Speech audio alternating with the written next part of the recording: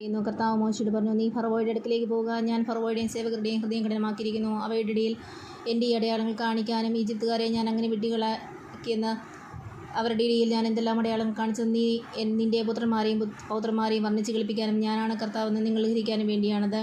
മോശയും അഹറോനും ഫറവോയുടെ അടുത്തെന്ന് പറഞ്ഞു, ഹിബ്രായരുടെ ദൈവമായ കർത്താവ് ഇങ്ങനെ പറയുന്നു, ഇത്ര നാൾ നീ എനിക്ക് കീഴ്വഴങ്ങാതെ നിൽക്കും. എന്നെ ആരാധിക്കാൻ എൻ്റെ ജനത്തെ വിട്ടയക്കുക. അവരെ വിട്ടയക്കാൻ വിസമ്മതിച്ചാൽ ഞാൻ നാളെ നിൻ്റെ രാജ്യത്തെയും വെട്ടുകിളികളെ അയക്കും. അവ ദേശത്തെ കാഴ്ചയിൽ നിന്ന് മറച്ചുകളെയും കന്മഴയിൽ നിന്ന് രക്ഷപ്പെട്ടവയെല്ലാം തിന്നുകളയും. അവ നിങ്ങളുടെ വയലിൽ വളരുന്ന എല്ലാ മരങ്ങളെയും നശിപ്പിക്കും. നിൻ്റെയും നിൻ്റെ സേവകരുടെയും ഈജിപ്തുകാരുടെ എല്ലാവരുടെയും വീടുകളിൽ അവ വന്നു നിറയും. നിൻ്റെ പിതാക്കന്മാരോ അവരുടെ പിതാക്കന്മാരോ ഈ നാട്ടിൽ താമസമാക്കിയ നാൾ മുതൽ ഇന്നോളം ഇങ്ങനെയൊന്നും കണ്ടിട്ടുണ്ടാവുകയില്ല. അതിനുശേഷം അവൻ ഫറവോയുടെ അടുത്തു നിന്ന് മടങ്ങിപ്പോയി. അപ്പോൾ ഫറവോയുടെ സേവകർ അവനോട് പറഞ്ഞു, ഇനി എത്ര നാൾ കൂടി നമ്മൾ ഈ മനുഷ്യൻ്റെ ഉപദ്രവം സഹിക്കണം? തങ്ങളുടെ ദൈവമായ കർത്താവിനെ ആരാധിക്കാൻ ഈ ജനത്തെ വിട്ടയച്ചാലും ഈജിപ്ത് നശിപ്പിച്ചുകൊണ്ടിരിക്കുകയാണെന്ന് ഇത്രയുമായിട്ടും അങ്ങ് അറിയുന്നില്ലേ? ആകയാൽ അവർ മോശയെയും അഹറോനെയും ഫറവോയുടെ അടുക്കിലേക്ക് തിരികെ കൊണ്ടുവന്നു. അവനവരോട് പറഞ്ഞു, നിങ്ങൾ പോയി നിങ്ങളുടെ ദൈവമായ കർത്താവിനെ ആരാധിക്കുന്നു. എന്നാൽ ആരെല്ലാമാണ് പോകുന്നത്? മോശ പറഞ്ഞു, ഞങ്ങളുടെ യുവജനങ്ങളും വൃദ്ധരും പുത്രിപുത്രന്മാരും ഒരുമിച്ചാണ് പോകേണ്ടത്. ഞങ്ങളുടെ ആടുമാടുകളെയും കൊണ്ടുപോകണം. കാരണം ഞങ്ങൾ പോകുന്ന കർത്താവിൻ്റെ പൂജ മഹോത്സവം ആഘോഷിക്കാനാണ്. അപ്പോൾ അവൻ പറഞ്ഞു, നിങ്ങളോടൊപ്പം നിങ്ങളുടെ കുഞ്ഞുങ്ങളെയും വിട്ടയക്കുകയോ?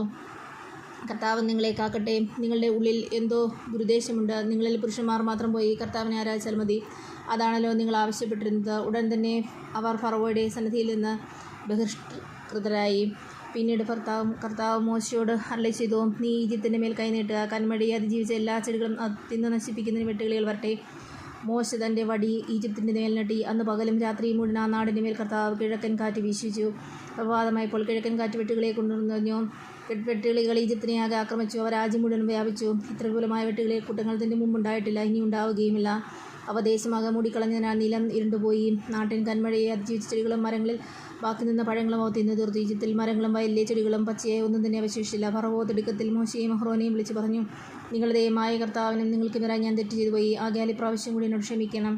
മാരകമായി ഈ ബാധ എന്നിൽ നിന്ന് അകറ്റുന്നതിന് നിങ്ങളുടെ ദൈവമായ കർത്താവിനോട് പ്രാർത്ഥിക്കുന്നു. മോശ ഫറവോയുടെ അടുക്കൽ നിന്ന് പോയി കർത്താവിനോട് പ്രാർത്ഥിച്ചു. കർത്താവ് വളരെ ശക്തമായ പടിഞ്ഞാറൻ കാറ്റ് വീശിച്ചു. അത് വെട്ടുകിളികളെ തൂത്തുവാരി ചെങ്കടലിലെറിഞ്ഞു. അവയിലൊന്നുപോലും ഈജിപ്തിൻ്റെ അതിർത്തികളിലും അവശേഷിച്ചില്ല. എങ്കിലും കർത്താവ് ഫറവോയെ കഠിനചിത്തനാക്കുക മൂലം അവൻ ഇസ്രായേൽക്കാരെ വിട്ടയച്ചില്ല. അന്ധകാരം വ്യാപിക്കുന്നു. കർത്താവ് മോശയോട് പറഞ്ഞു, നിൻ്റെ കൈ ആകാശത്തേക്ക് നീട്ടുക. ഈജിപ്തിൽ ഇരുട്ടുണ്ടാകട്ടെ, തൊട്ടറിയാവുന്ന ഇരുട്ട്. മോശ ആകാശത്തേക്ക് കൈ നീട്ടി. ഈജിപ്ത് മുഴുവൻ 3 ദിവസത്തേക്ക് ഇരുട്ട് വ്യാപിച്ചു. അവർക്ക് പരസ്പരം കാണാനോ ദേഷ്യം നീങ്ങാനോ സാധിച്ചില്ല. എന്നാൽ ഇസ്രായേൽക്കാരുടെ വാസസ്ഥലങ്ങളിൽ വെളിച്ചമുണ്ടായിരുന്നു. അപ്പോൾ ഫറവോ മോശയെ വിളിച്ചു പറഞ്ഞു, പോയി നിങ്ങൾ നിങ്ങളുടെ കർത്താവിനെ ആരാധിച്ചു. ആടുമാടുകൾ മാത്രം ഇവിടെ നിൽക്കട്ടെ, കുട്ടികളും നിങ്ങളോടുകൂടെ പോരട്ടെ. അപ്പോൾ മോശ പറഞ്ഞു, ഞങ്ങളുടെ ദൈവമായ കർത്താവിന് സമർപ്പിക്കാനുള്ള ബലിവസ്തുക്കളും ഹോമദ്രവ്യങ്ങളും കൂടി ഞങ്ങൾക്ക് തരണം. ഞങ്ങളുടെ കന്നുകാലികൾ ഞങ്ങളോടുകൂടെ പോരണം. ഒന്നുപോലും ഇവിടെ ശേഷിക്കാൻ പാടില്ല. ഞങ്ങളുടെ ദൈവമായ കർത്താവിന് അവയിൽ നിന്ന് ബലിയർപ്പിക്കേണ്ടി വന്നേക്കാം. കർത്താവിന് എന്താണ് സമർപ്പിക്കേണ്ടതെന്ന് അവിടെ ചെന്നെത്തും വരെ ഞങ്ങൾക്ക് അറിഞ്ഞുകൂടാ.